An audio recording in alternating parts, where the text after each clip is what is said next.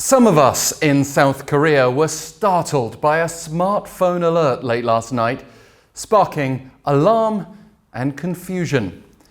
As a resident of Gyeonggi province, I was among them. Here on my phone, you can see the message that was sent.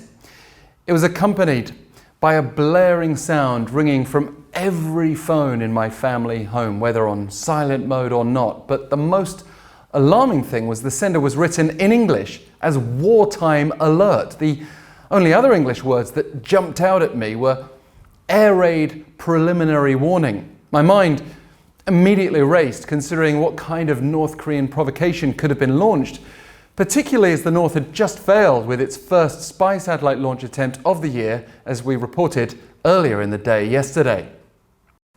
Upon closer inspection, this message was warning about unidentified objects, presumed to be North Korean leaflets that had been sent to the south.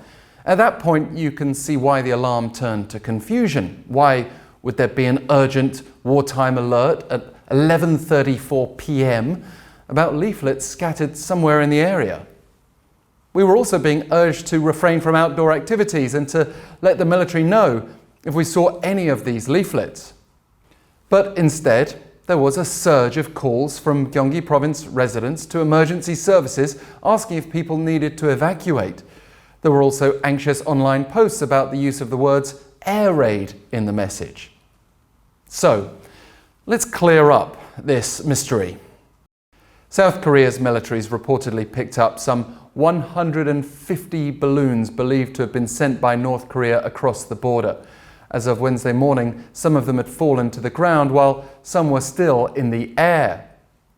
We understand that the balloons that have fallen so far did not carry leaflets though, but rather manure and other waste.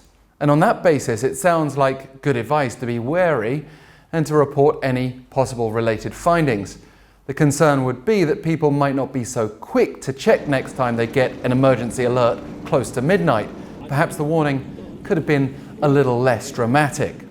But looking back, we were also warned by North Korea.